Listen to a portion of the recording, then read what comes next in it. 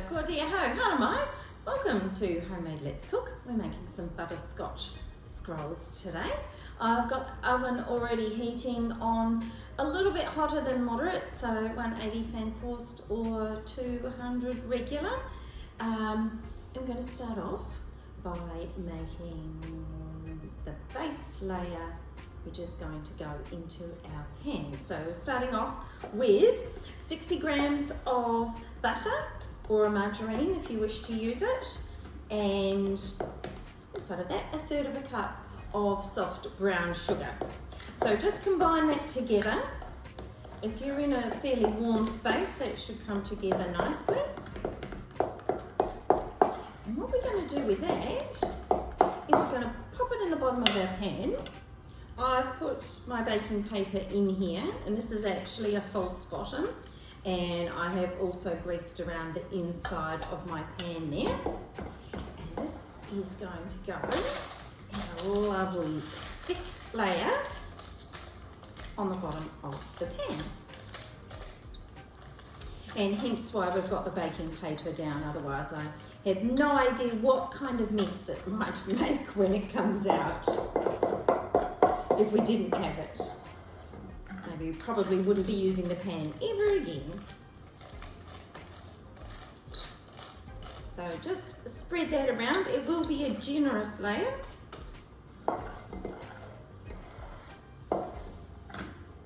You could use a springform pan if you wanted to, or just a regular cake tin. You could also put it in a ring tin if you wanted to. We often use a ring tin when we're making cakes. I see no reason not to be able to use that. And you could also use a square tin if you wanted to as well. Okay, now we're going to use some nuts here. Now I've already got some pre-chopped nuts. About a 1/4 of a cup, 25 grams.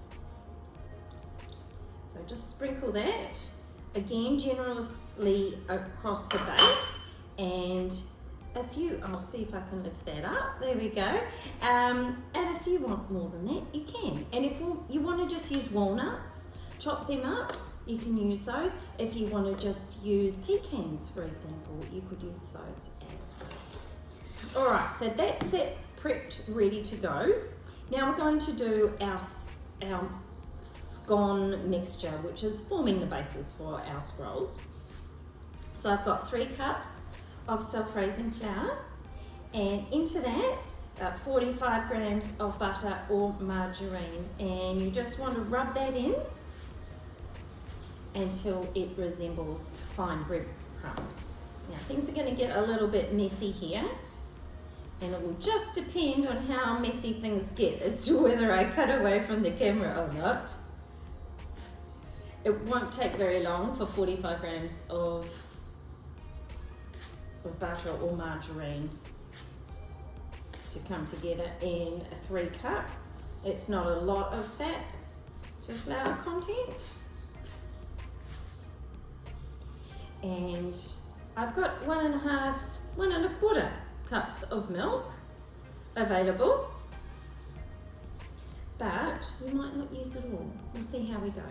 Now I'm not putting any sugar into this mixture, and the reason for that is that we're going to be lining this with some butter and some more brown sugar, so I don't think we need any more sugar content in this mixture. Now I'm just going to give my hands a bit of a wash, and I'll be back in a sec. Okay, I'm back. So I've actually got a knife to incorporate this, and I'm just going to go maybe half to start with and see how we go with that. There's nothing worse than having to add more flour and more flour once you get it out onto the bench. So at least if you have an idea, or you add it a little bit slower to start with, then you can hold back on the liquid content if you need to. A little bit more, so probably up to about 3/4 of a cup at the moment.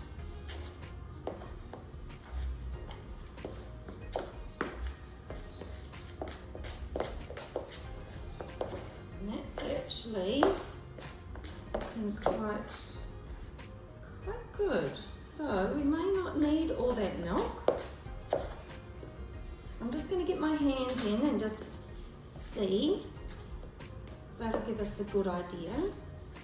Got quite a bit of loose material down the bottom, so I'm just going to add a little bit more. So I've got some extra flour to come onto the bench so we can give this a good knead.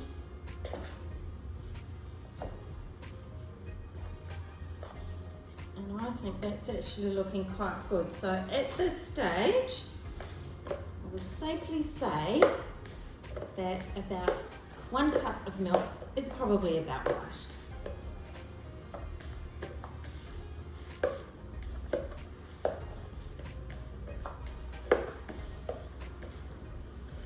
Alright, so I'm just going to pop that out onto the bench just with some extra flour. I'll just give that a knead there. Now, I'm going to need my rolling pin, aren't I? Because I'm going to roll this out.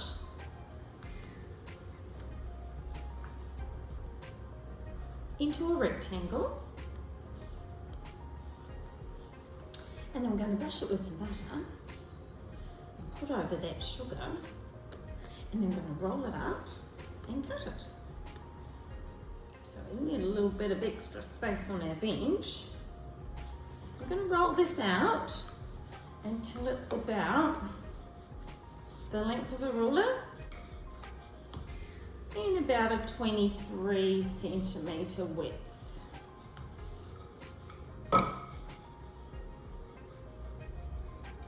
Make sure it doesn't attach to your bench.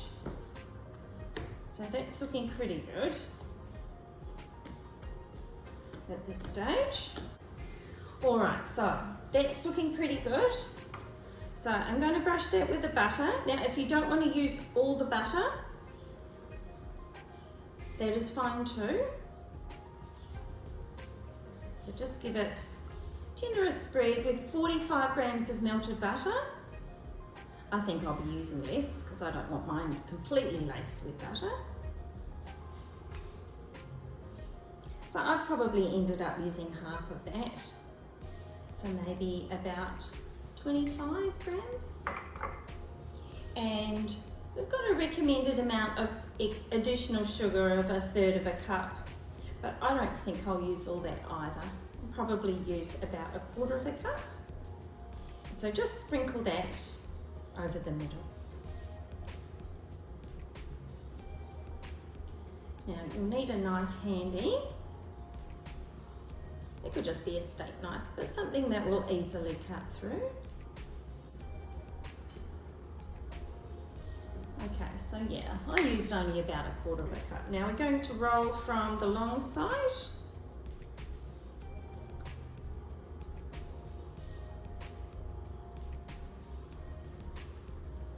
There we go.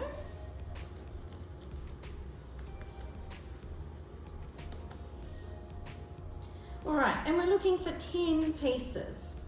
So, easiest way is to cut it in half and then cut it into 5.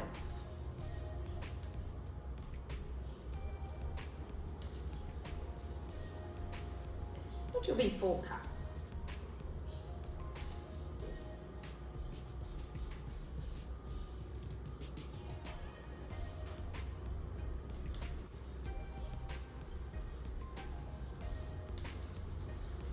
All right, and place them cup side down into your pan.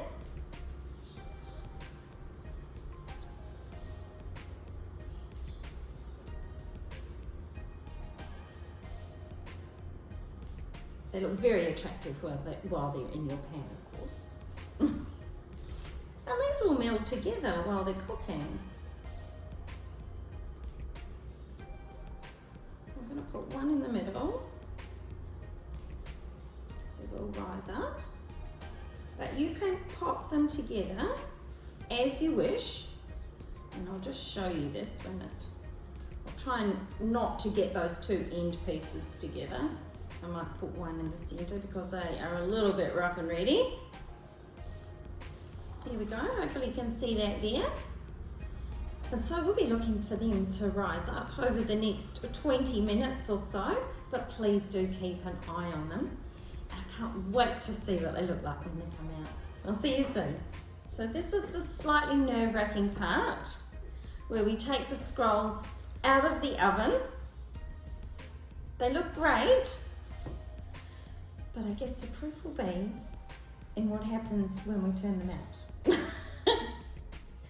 So I'm actually going to leave this to cool down for a few moments, just to give the sugar mixture on top, oh, it's actually on the bottom, but it is going to be on the top, time to just cool down a little bit and solidify before I turn this out. So I'm going to be a little bit patient and wait for that to happen, and then I'll be back soon.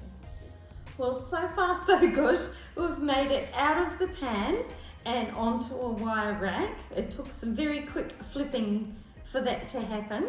A little bit of the topping was still attached to the paper, so I just used a knife and I've just spread that around. So I'm just going to wait a little bit longer before I do attempt to pull it apart.